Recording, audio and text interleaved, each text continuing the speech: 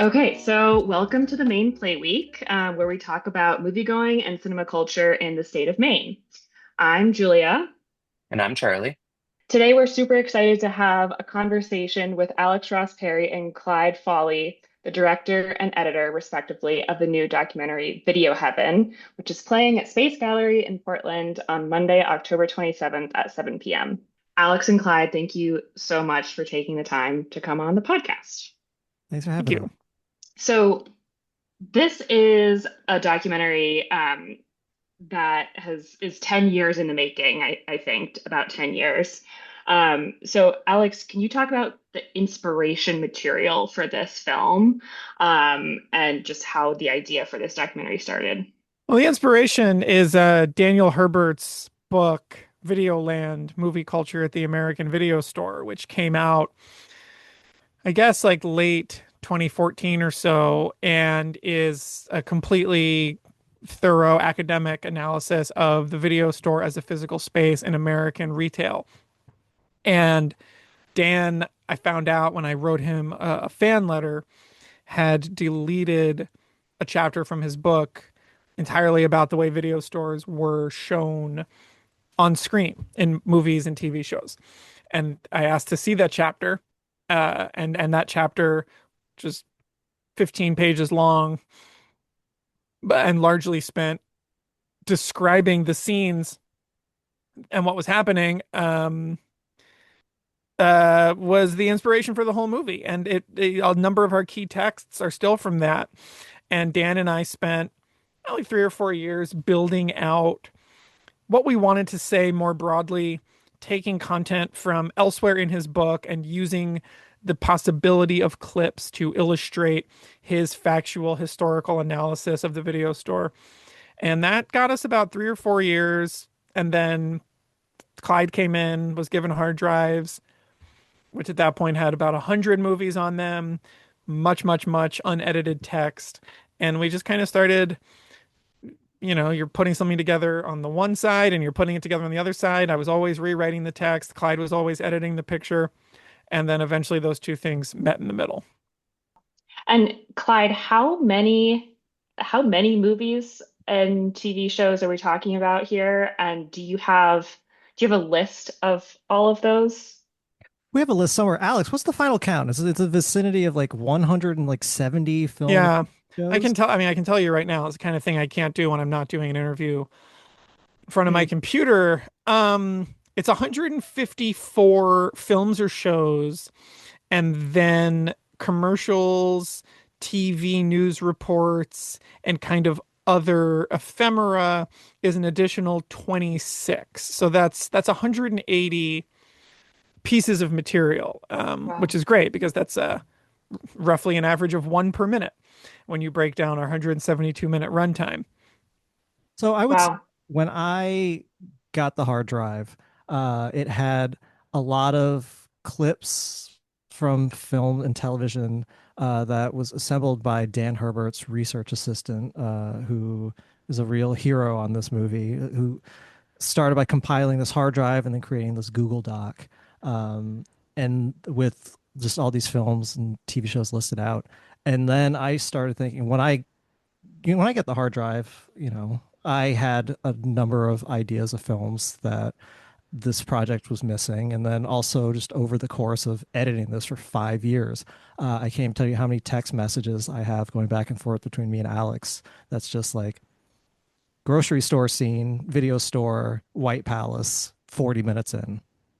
Yeah, I would So have like a notes app of like, oh, I'm watching this thing, put it in the notes app with a time code, but then also take a picture of it while I'm watching the movie and send it to Clyde. And that just went on, and it went both ways. But essentially, a project like this, we found there is no linear way to do this. You kind of have to do it all at once. And if people are wondering, like, so the movie is all clips. We didn't generate a single new image.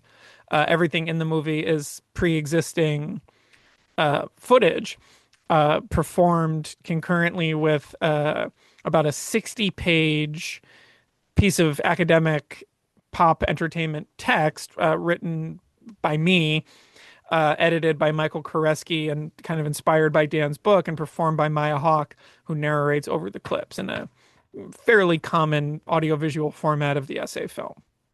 I actually wanted to ask you about the essay film. I feel like this is not a genre or like a form that people usually see in theaters or like in sort of like commercial contexts. What do people need to know about the form of the essay film? And what were the influences that you were thinking about when you were thinking of this as like an essay film? Well, it really was just, for me, Los Angeles Plays Itself, which is from 2003, but right around the time Dan's book came out, was re-released and restored for the first time in a decade and was now something you could own, a DVD or a Blu-ray of, rather than something that would just mythically pop up at screenings every here and there. And that was a big one. And around that same time, also Room 237 came out, which is, of course, an essay film analyzing The Shining. And that was probably 2013 or 14 also. And I found both of these films to be just hypnotically watchable and endlessly compelling. And again, you can only make something that you, the viewer, want. But for me, I'm just like, I could watch stuff like this forever.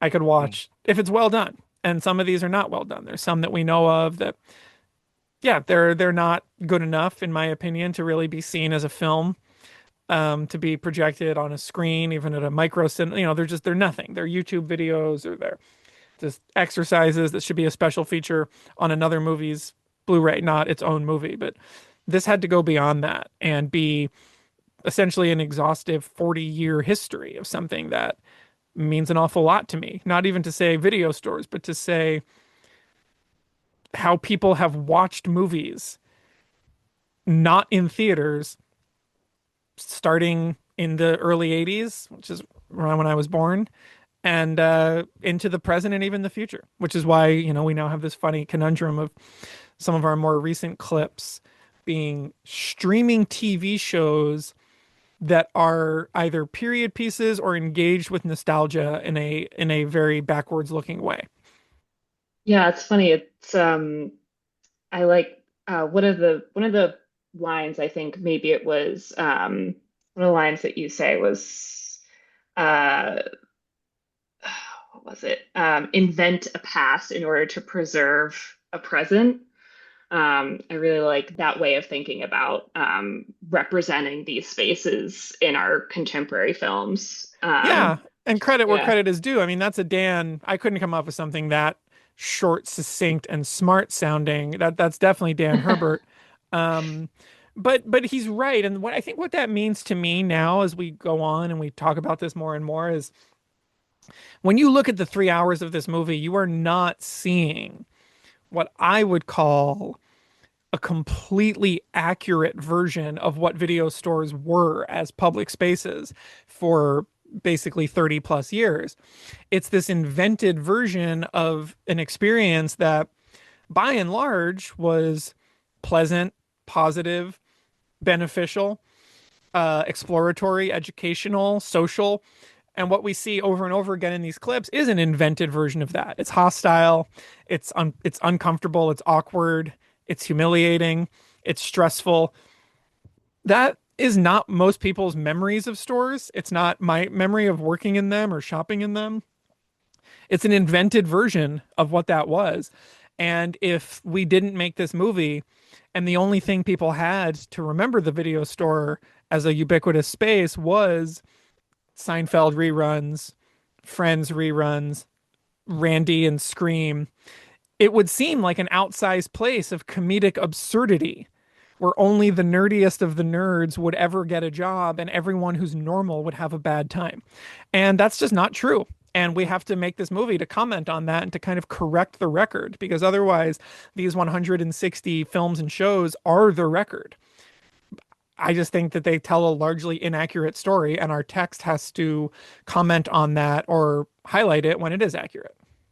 Mm. Well, yeah, kind of to that point. I mean, you talked about this in the film where it was the difference of portrayals, like contemporaneous portrayals, with like the big hit where it's like completely over the top. This is not what a rental store looks like in the slightest. But then you have watching the detectives, which is sort of like an overcorrection in the opposite direction. Why do you think like when either in the moment back in the 90s and 80s when they were actually showcasing it, it was very far off when it actually was. And then now, like looking back in like more modern portrayals of what it was, why is there this like big disconnect? Why do you think that there's this big disconnect? I don't know. Clyde, do you have a cultural analytic answer to that? I don't know. I mean, like all I can think of is just you have there's like a theatricality to all of it, right? Like, it's if you show video stores as they largely were, depending on like what the point in time was, it would feel like either like very antiseptic or just like kind of like small and like cheap and dirty. And and I don't say that pejoratively. It's just sort of like that's like what like a number of video stores were that I frequented. They were dusty. They smelled like dust and plastic. And if you've got you have Lou Diamond Phillips and Marky Mark in front of the camera, you're going to want to put them in the most beautiful video store you've ever seen, and that's what you get out of the big hit. Yeah. Yeah, I mean, what Clyde's saying when he cites the big hit is like the store by the late 90s, as we show with that film and some others. Let's just talk about like what a cliche is, right? And a cliche is something that everybody can get on board with in zero point 0.5 seconds because it requires no further explanation. You can have a Mm. cliche of of an ethnic group. You can have a cliche of a type of employee. You can have a cliche of a video clerk as easily as you can have a cliche of a lawyer or a penny pinching accountant. These are all valid ways of just tapping into something that everybody understands, whether literally or imagined. And cliches are fun because you can tell a story without doing a lot of work. You can have Jerry and Elaine enter into a store and they're your characters, and the video clerk is a character you've never seen before who's going to be on Seinfeld for 45 seconds. If you can spend 0 of those seconds explaining what this guy's deal is, then we can actually have a written scene. And that's really helpful for people as writers and filmmakers. So you see why this got started in that there is a less thrilling cliche of, say, a bookstore employee, right? Bookstores are still Mm. everywhere. There's one near Mm. my house, and there's another one town over where my daughter goes to school. I don't know what the cliche is of a bookstore employee to this day. Maybe like a shy intellectual, but like I don't know how much mileage you would get out of that. Whereas this illusion, especially post Tarantino, of the extroverted, explosive, know-it-all hotshot it's just on the table. And the cliche became ubiquitous. And then what happened, as the thesis of the movie ultimately discusses, is that the snake started eating its own tail. And these things that were all fun and games became basically, I think, mean spirited, because it wasn't seen as like kicking a crippled industry while it's down. It was seen as just fun and games. And then suddenly, 10 years later, DVDs, DVD-ROM drives on every computer that everyone bought between 2000 and 2010, streaming, plus 160 clips of people having one degree or another of a challenging time renting a movie. Suddenly, no more video stores.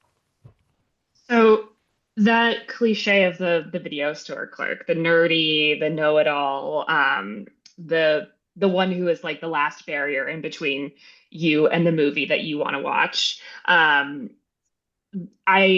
It's like they're sharing their personal suggestions. Some of them are landing, some of them are absolutely not, and that's where the comedy lies in some of these clips.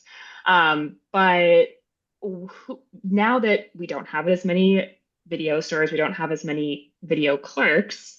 And this is a very personal, I think, to you because you used to be a video store clerk at Kim's Video. Um, who who inhabits that role today of kind of being a curator, being a gatekeeper, who inhabits that role of like making suggestions for people instead of just the algorithm suggesting this is what you want to watch. And I know, Clyde, you do that with Criterion. You do a lot of curation for the Criterion channel as well. This is the thing. I kind of feel like I am like the streaming store clerk where I have like my own little corner of a lovely streaming service where I'm able to from time to time put some trashy, disreputable horror films up on there and then tell a bunch of people to watch it. So yeah, no, I feel like that's my role right now. I love that. And that's with the Criterion channel, the streaming channel. Well, yeah, Yeah. yes. Yeah. Because I don't know, I still when it comes to movies, when it comes to film culture, I still like really just believe in like people, like first and foremost, the people that you know who love movies and the people who are constantly telling you what movies they're watching or giving you suggestions. I think that that's to me everything. Hmm. I think Oh, go oh, ahead, Charlie. I was just gonna say real quick, kind of related to that, because it's you do a lot of like the horror, like kitschy horror stuff for Criterion Channel, and you do have a history with Trauma. Trauma was a huge part of Video Heaven as well. Um, and you do talk about the importance of horror films, and then also, Alex, you've got your Kid Prince in the VHS Halloween thing. Um, what is it with horror and video stores and this sort of like concept of rental? It's like bringing that further. You talk a little bit of that in the film, but I'd love to hear more about that. I think this is one of the good revelations that we experienced in the post me and Dan research phase of the movie and the me and Clyde editing phase, which was when we really put a bracket around Body Double, which is, as we say, the first on-screen depiction of a video store, and that's released, I believe, October 84, and Toxic Avenger 3, which was released November 89. We put a bracket around those 5 years. What we found was that every single clip we could find in some way or another dealt with genre cinema as a menace. Even some of the movies where we don't even show that, like we show this film Disconnected, which is from '84 also. It's a horror movie. There's overt, you could put it on in October, but we don't show those scenes, but that is what the movie is. I think it just was interesting to us once we kind of figured out like, okay, in chapter 2, we are talking about this, but if we actually eliminate this paragraph and that paragraph, we're only talking about movies from a 5 year span now. And every one of these movies, even The Dead Next Door, a late edition, and other curios, it's like every time a filmmaker did a video store scene in this run, even some of these films we have that were released in like 91 but shot in 89, it just is horror. And I think it just those bespoke, grimy stores were the domain of the disreputable. It was not yet 90% of your shelf space as new releases and as we show in the film, family friendly. That came later. It was mostly adults renting films they wanted to watch. And what's a great thing to watch in the comfort of your own home? Something violent, shocking, titillating that you might not have access to otherwise, or might not be your idea of a theatrical night, but at home it's very different. And I think the filmmakers that just were first on the draw with this retail space knew that, and it became a big part of what they were all about. I also think it's worth noting with regard to horror movies and video stores is that in the 1980s, this was before studios and corporate video stores really had like their lock on video stores. So we had like a lot of like mom and pop video stores. And you had a lot of tapes that were coming in from non-studio spaces. And I my memory could be off on this, but I don't think it is. I recall from my days at Troma that independent distributors made their tapes cheaper than like the majors. And that was just like another way that like these movies were getting in at these mom and pop stores was that, well, we can get this cheaper and we don't, the cover looks great. This looks like something people will rent. Let's get it. Yeah, I mean, what Clyde's mentioning is part of the actual business practice of a store. People used to know this all the time. It's a little bit forgotten now that to get your hands on the latest Hollywood release uh, would be 90, 100, $120 per tape. And that was a fine business model because if you're spending $100 on the tape of Ghostbusters or whatever, you're going to rent it 1,000 times. So you can charge the store $100. And this was how this industry worked for 20 years essentially until DVDs. And if a company comes in and says, well, you could buy 6 copies of, whatever Beverly Hills Cop for $100, or you could buy 100 dollars each, or you could buy 6 copies of our movie for $100 total. You would get those because, as we show in the film, volume was important to these stores. They needed to sorry, I'm being bitten by a cat. They needed to overemphasize how much stock they had. And if you could build out your collection with some low budget independent-ish releases at a better price point, you would do that. Attack of the killer cats. He's down. Um, so this could be our last question. So it's almost Halloween. What are your favorite Halloween movies, or what are your favorite like traditions? Do you do trick or treating in your neighborhood? Do you watch a certain film every year? What's Halloween like? Jeez. I feel like before we get to that, do you have like a final thing on the movie or any like Yes. We just wanted to be like respectful of your time. But sure, yeah. sure. Well, so it's not specifically about the movie, but just, sort of like the mode of watching movies in general, the at home versus theatrical debate. Your film is really like about this at home market. Um, do you guys have a preference of like, what do you like to watch in the theater? What do you like to watch at home? Well, Clyde still goes to the movies, so he can answer that. I lost all that during the pandemic, as everyone did, but then I had a kid during the pandemic, so it never came back for me. But I just don't care. I mean, I watch things at home every day. I started that when everything went away 5.5 years ago, and it's still my routine with, an occasional special occasion jaunt out to see things projected. But it's really not a consistent part of my life anymore at all. And as Alex said, I do most of my movie watching in theaters. I watch almost nothing at home at this point. Wow. What was the last Nice. film you saw in theaters?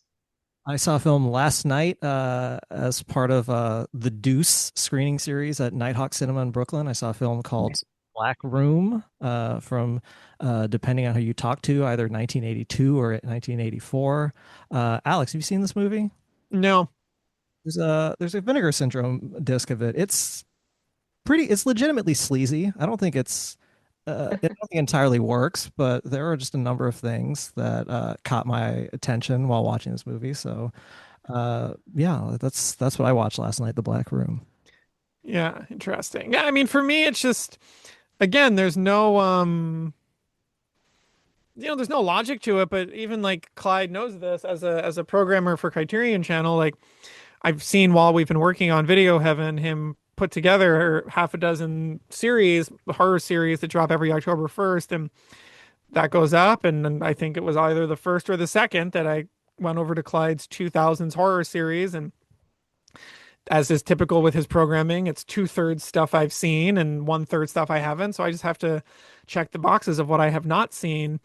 And I just rely on programming that way, which only Criterion really is that consistent with new things every month, that you can really base your schedule around it. But to your other question, the Halloween, I mean, I just watch a horror movie every day, wherever possible, kind of from mid-September onward, and decorate the house. And that's what it's about. But to me, that's all the same thing. Like talking about Video Heaven, like, yeah, I love watching movies on screen, and I've done that thousands of times in the, almost 20 years that I lived in New York City. But the fact of the matter is, like, I was just a video store kid. I was a video store regular, and then I was a video store employee. I'm not going to pretend for a second that that's a lesser way of watching a movie, because that would be dishonest to every experience of me watching the Godfather films on 2 tape VHS, and watching some of the greatest works, Mother and the Whore on 2 tape VHS, or it's not like I ever wanted anything more than that, and I still don't. The other options is more of a bonus, and for us, Video Heaven is kind of a 3-hour long treatise on what has been lost now that the experience of physically going to acquire a movie to watch tonight, not 6 months from now or 2 years from now when you get around to watching the Blu-ray, but tonight, or at the very least tomorrow, is gone. And the movie is long, but it's for people who miss video stores and maybe want to spend 3 hours inside one and can do so through our film. And it's not, we talk early in the movie, as early as the early 80s. It was a debate of are video stores going to make movie theaters obsolete? Obviously, now 40 years later, the opposite has happened. Movie theaters, very common. Video stores, very uncommon. But it's all connected. I mean, we don't have the answers on it. We hope the movie allows people to either take a trip down memory lane or say, like, God, I really wish I had been alive at that time so I could just go to all those stores. Yeah, I think what video stores and theaters have in common is that they're physical spaces, to go to and to get that kind of like film history. And I think it's harder to access that on the internet today. You have to know where to look, maybe. Yeah, yeah, But it depends. I don't know. I mean, movie watching is movie watching, right? Like if you're a young movie lover going to see, a movie in 70 millimeter and watching a movie streamed on a Russian site with burned in subs, like you're still logging that on Letterboxd. You still get right, one log for that use of your time. It's not like you get more points for something else, and nor should you. right. Hmm. Movie watching begets movie watching. I So hope so. And it's a great compliment when people watch Videoheaven and say, so many things in there I want to watch. So many movies I don't know about that I want to track down. And then I always say which ones, and everyone has that's like two answers. that's why I asked about the list. I need a full letterboxed list. It's there. It was there It is. within Okay, 24 great. hours of the film's premiere at Rotterdam. I don't know how someone Perfect. did it so fast. It might be a little inaccurate and it has no TV shows on it, but it's there of all the movies. No, I was Great. Nice. quite impressed when that list dropped near immediately after. Mhm. I mean, some of the films are on screen for less time than it would take you to write down their title. That's crazy. Somebody Yeah, uh that's wild. somebody was very dedicated. Yeah, but it's out there. And, we just hope that it provides, like all good cinema documentaries, right? Because that's really what this is, right? This isn't rewriting the rules. Yes, it's an essay film, but so is Los Angeles Plays Itself and many others. Like, but I think something that is just doesn't really exist anymore. And that's why we're enjoying this kind of 9 month experience of releasing the film in theaters, micro cinemas, pop-up spaces is, for me growing up, and Clyde perhaps certainly as well, like, there used to be like good documentaries about movies. Like you would go to the theater and see a movie that was a documentary about the producer Robert Evans, or you would go to the theater and see A Decade Under the Influence, a 2.5 hour long movie that's just essentially a clip show of 70s films. Literally talking about this movie 2 days ago. One of my colleagues asked me if I had ever seen this documentary that IFC's Jonathan Searing made, Hmm. American Nightmare. And I was like, oh, yeah, definitely saw that on IFC in the 70s, along with Decade Under the Influence and the Z Channel Hmm. documentary. Yeah, the Z Channel one's a great one. And that just used to be, for like 10 years, a really valid form of theatrical small documentary release. And this movie is obviously that. It's meant to be that. And yeah, if it allows people to, yeah, it's not about Hollywood's golden age like some of those were, but it's about the golden age of our lives, of my life certainly, the 80s and 90s, and it's a story that hasn't really been told yet, and I don't think there's another narrative to be told about the way consumers watched movies throughout the 80s and 90s other than the narrative of home video, because the narrative of theatrical screenings is they were there in 1979 and they're still there. You can still go see those movies. And I think that this just really is a story that, as Dan's original intention with his book, as a PhD candidate, he said no one had written anything definitive on video stores. So I wrote it. And for us, it's the same. Nobody had made that definitive movie. There's obviously a handful of compelling little micro documentaries about a specific store or two, but no one had really done the humongous, overreaching cultural history that we attempted to create here. Has the film played? You said the has played in video stores. Have you gotten any fun anecdotes from those screenings or like how it went? I've been at some. I mean, it's always a good time just to sit there surrounded by movies and watch it. But the only thing about those that's specific is a lot of the movie kind of takes this elegiac tone of describing these physical spaces in the past tense, or at least lamenting their decline. So, which is accurate. I mean, there used to be, as we say, thousands of them. Now there's maybe a few hundred spread throughout the country. I would even be surprised if it was more than 150. So when you're showing one in a store, you kind of have to apologize for how dire the movie's conclusion is, because it's like, if this is your store and your community spot, yes, this is a valid and compelling part of your life. But you understand, like, this is not about there aren't any more stores and there never will be again. This is about, you used to be able to put a scene like this in a sitcom watched by 30 million people, or in a blockbuster film that would make $100 million, and you didn't have to explain what it was. That's gone and that's never coming back. Yeah, and I think that well, I think also like people are more interested are getting more interested in physical media. I feel like there's a lot more talk about how streaming services, are just getting rid of a bunch of their titles from their library, and um, people really want to just own those on Blu-ray, own those on DVD, to be able to possess the physicality of that media. Well, that's what I mean. So Yeah, Clyde's house is yeah. full of discs, doesn't stream anything, works at Criterion. That's a whole different conversation. I mean, that has, Mhm. that has nothing to do with the content of this movie, because that is not a practice depicted on screen at all. We show a Best Buy commercial while we say no films or shows depict the practice of purchasing a DVD, implying that to depict this on screen was to depict renting, even Mhm. though sales were huge and always were. And you see videotapes in characters' homes, in Jerry Seinfeld's home and other people's homes. You never see them buying them. It's just a totally different thing. Interesting. And you're right. It's extremely present today. Um, but it has no social bearing on the retail experience the way renting did. Even if there's a great spot near you that sells Blu-rays. Right, right. Wow. Well, okay. So is there anything else about this film that you want people to know? Anything that you want, especially, people who might be coming to Portland to see it. Yeah. I mean, not for me. The movie speaks for itself because it's very long and we spent over a decade on it. But what doesn't speak for itself is, the intention behind it, because it's very baffling to imagine why people would make a 3 hour long essay film about video stores.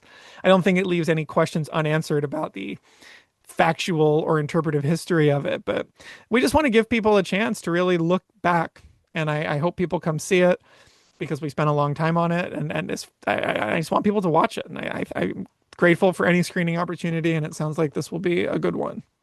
I also think the thing that I've learned watching this on the big screen these last several months is that uh, I actually really recommend seeing it in a theater, because it makes it a lot easier to just look around the spaces of the video store. I worked on this for years, and then I felt like seeing it in Rotterdam and then seeing it at Tribeca. I just spent so much time just like seeing the same tapes pop up throughout like different stores. So I don't know. I think it's easier to inhabit the space of the video store seeing this in a theater, and I would encourage anyone interested in seeing this film doing so in a theater.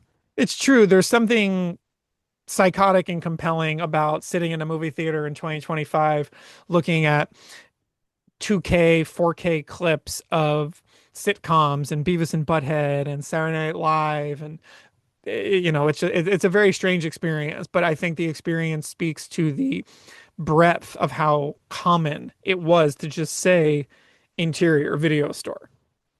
All right. Well, thank you guys so much. Really appreciate your time. Thanks for coming on the main play week. Thank you for having us. Of course. All right. Thanks, guys. Cool. That's it for the main pod week this week. Have any questions? Be sure to reach out at hello@themainplayweek.com or drop us a comment on our website. If you like the show, why not leave a review on Apple Podcasts, Spotify, or wherever you listen to this podcast. The Main Pod Week is a production of The Main Play Week. The show is produced by Julia Dunleavy, Charlie Beck, Nate Stevenson, and Nick Brown. We'll be back next week with more Pod Week, but until then, why not go see a movie?